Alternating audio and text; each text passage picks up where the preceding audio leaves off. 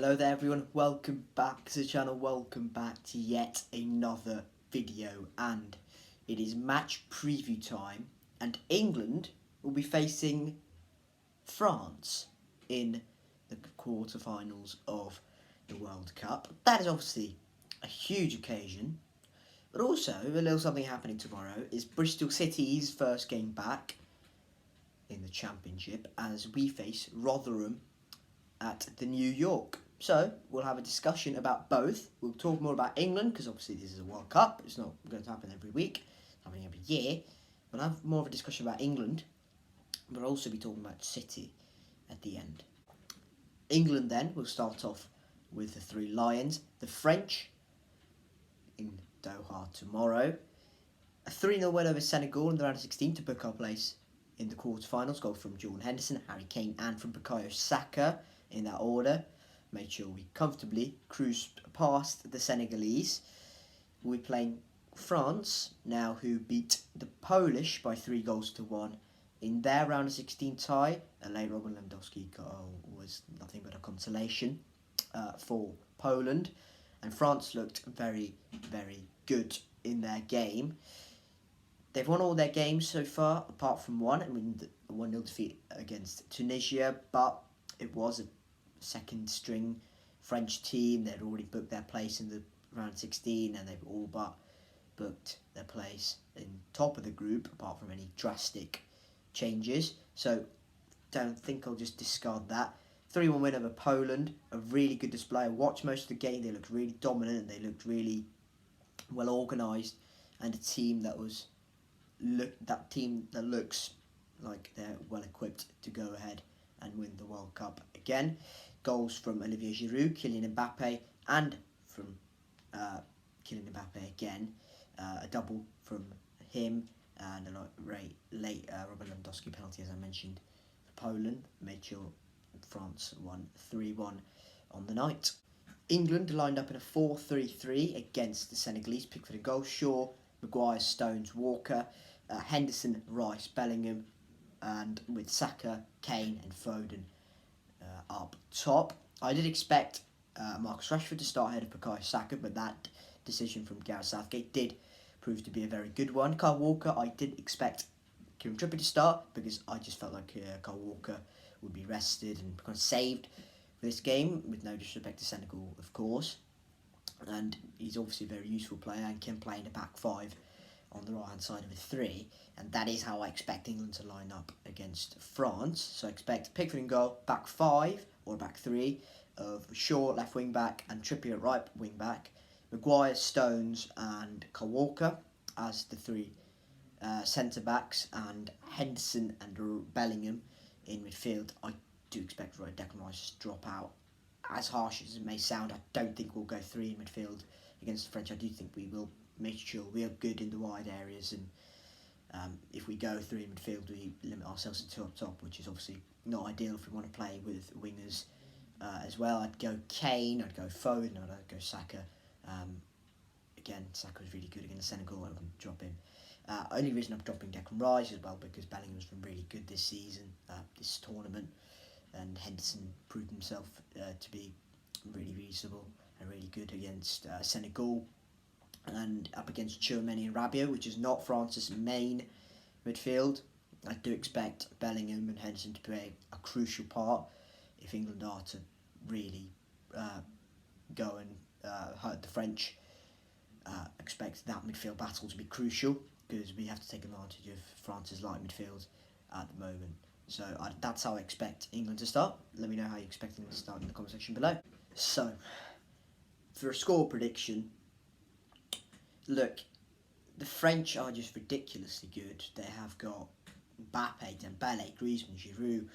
Their midfield is not as strong as what they normally have due to injury, with Pogba, Kante not fit, Rabiot and Tchouaméni still high caliber players, Juventus and Real Madrid.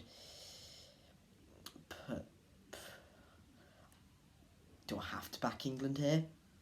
I feel like we should be able to neutralise Mbappe with Walker and Trippier, and even if that means sacrificing Trippier's ability, think we will have to be very reliant on him with set pieces and whatnot, and causing carnage in the box with Maguire, Stones up there.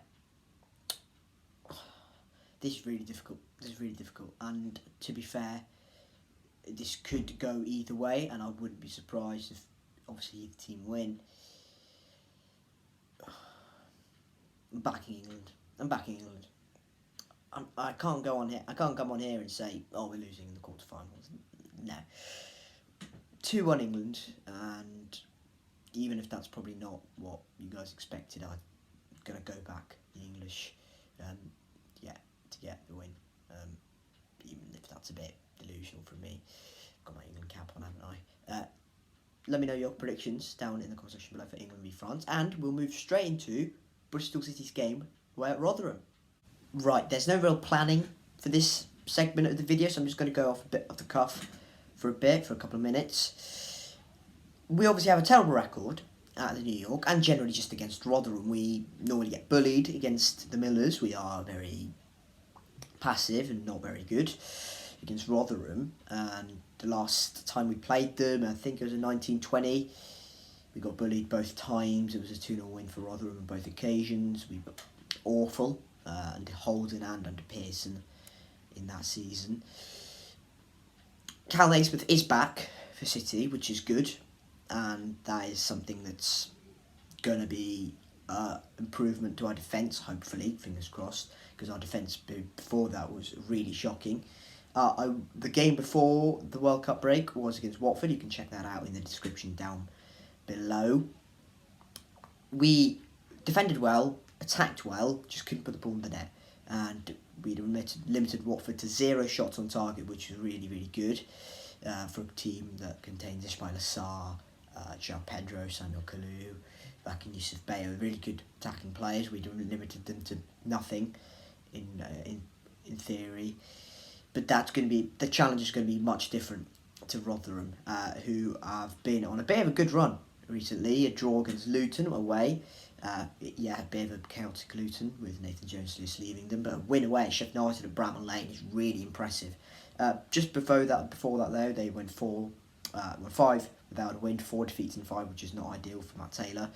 But they do have a tendency to, every time they're in a bit of a bad run, they get a win, get a couple of games without losing, and then push up the table again and make sure they're always above the level of the relegation zone and above the point per game, which is essentially what you need at this point of the season. City, 21 games played, 24 points, and I don't really think you can fairly give a judgment on how we're going to play and how we're going to perform, because each player would have reacted differently to the international to the break in the middle of the season. It's not something that normally happens, and you can't really judge any team in the world in the middle of this break. And yes, City have had some players come back. Semenyo, he still played throughout this break with Ghana at the World Cup, it's a good experience for him. Naismith's back. Callas is still not back.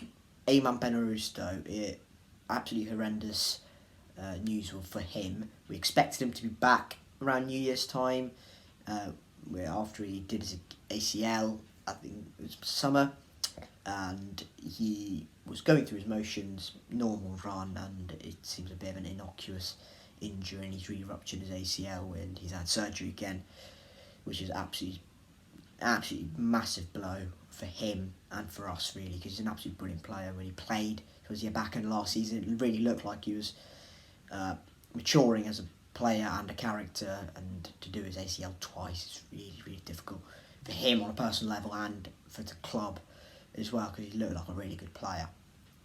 City, I don't know how we're going to react. I generally don't. I feel like this is a game that I think Rotherham will slightly more be suited to, because they have I think Matt Taylor's kind of he's going to instill his ideas, but I don't think he's doing it now, as in he's just going to carry on what Paul Warne did, which worked so well. So I feel like the players are used to it. The players, slightly more in the gears, and they know what they're doing. City, on the other hand, I'm not so sure, and feel like Rotherham probably go away with 3 points. Even how pessimistic I sound, I do feel like Rotherham get away with all 3 points. I'm going to predict a 1-0 Rotherham win. That's going to put us in a bit of a sticky position in the league table. Already are 1 point above the drop zone. Yeah, I'm going to go for a 1-0 Rotherham win, unfortunately. Let me know in the comment section below your thoughts on Bristol City versus Rotherham as well. Thank you guys very much for watching this video. If you have enjoyed it, hit like if you haven't already. Subscribe to the Stalk YouTube channel for more Bristol City content soon. Also England content. For how much longer though, I don't know. Thank you guys very much for watching. Keep safe and I'll catch you all later. Cheers.